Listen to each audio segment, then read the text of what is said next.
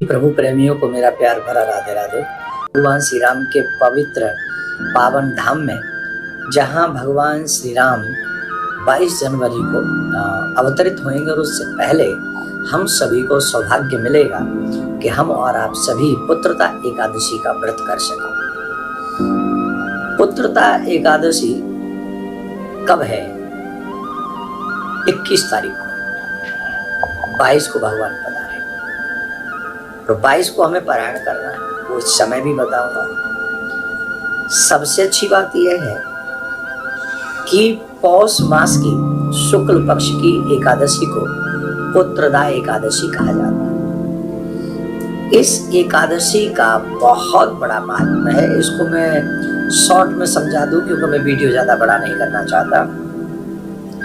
आपको इतना समझा देता हूं कि भगवान श्री कृष्ण ने भी धर्मराज को इस कथा के, इस एकादशी के व्रत के विषय में बड़े अच्छे ढंग से बताया है। जैसा कि इसके नाम से प्रतीत होता है, पुत्रदा एकादशी मतलब जो गृहस्थ में लोग गए हैं और उन लोगों को पुत्र प्राप्ति करने में, संतान प्राप्त करने में तकलीफ होती है, कष्ट होता है या अड़चने आती हैं, जैसे मिसकैरेज हो जाना, गर्भ का न ठहरना आदि आदि बहुत सारी समस्या है और मेडिकली प्रॉब्लम्स भी बहुत होती हैं। तो ऐसे लोगों को, पति पत्नी को निष्ठा के साथ, श्रद्धा के साथ पुत्रदा एकादशी का व्रत करना चाहिए। इससे जो भी दोष होते हैं वो दोष मिट जाते हैं। पारायण का समय बता देता हूँ। 22 जनवरी 2024 सूर्य उदय जब हो जाए तो सूर्य उदय के बाद प्रातः 6:40 से 9:21 तक हमको पारायण करना चाहिए। इसके एक और अच्छी बात है कि हम लोग उस दिन किसी चांदी के पात्र में दूध और मिश्री लेकर पीपल के वृक्ष पर या आंवला के वृक्ष पर हम लोग चढ़ा सकते हैं। इसका भी बहुत बड़ा फल है।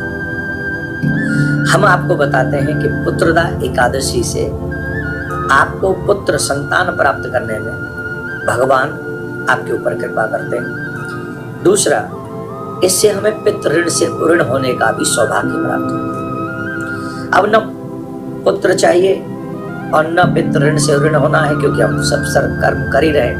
तो इसका एक बहुत बड़ा फल है कि जन्म जन्मांतरों के पापों का नाश कर देती है ये पुत्रदा एकादशी। तो इसलिए हम सभी को पुत्रदा एकादशी का व्रत करना चाहिए और अवश्य इसका पालन करना चाहिए। हम आपको और भी बताएंगे कि पुत्रदा एकादशी का महत्व जो है वो अनेकों पुराणों में वर्णन किया गया है। पुत्रदा एकादशी का महत्व पुराणों में, महाभारत में बताया गया है। भगवान श्री कृष्ण ने भी इनको समझाया है, बताया है। पुत्रदा एकादशी के दिन एक दुर्लभ, बहुत दुर्लभ संयोग बन रहा है, वो है ब्रह्म योग का निर्माण। इस योग में भगवान विष्णु की पूजा करने से साधक को समस्त मनोवांछित फल की प्राप्ति हो जाती है। तो यह जो मुहूर्त बन रहा है वह बन रहा है 21 जनवरी को 9:48 से 22 जनवरी सुबह 8:47 तक है। ये पुत्रदा एकादशी पे गाय माता के दूध से बना हुआ खीर बनाना। किससे? गौ माता के दूध से बना हुआ खीर बनाना। आप कहोगे भैया चावल तो महादेव को चढ़ती नहीं है एकादशी के दिन, तो क्या हम कर सकते हैं? बिल्कुल, पुत्रदा एकादशी पे आपको खीर बनाना है। बना लिया।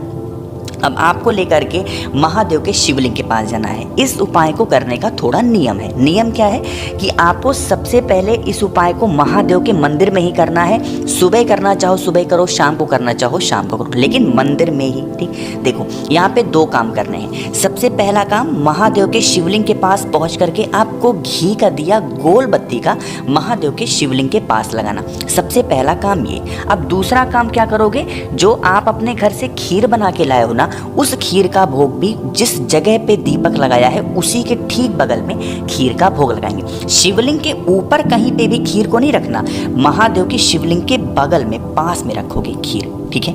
अब आपको क्या करना है?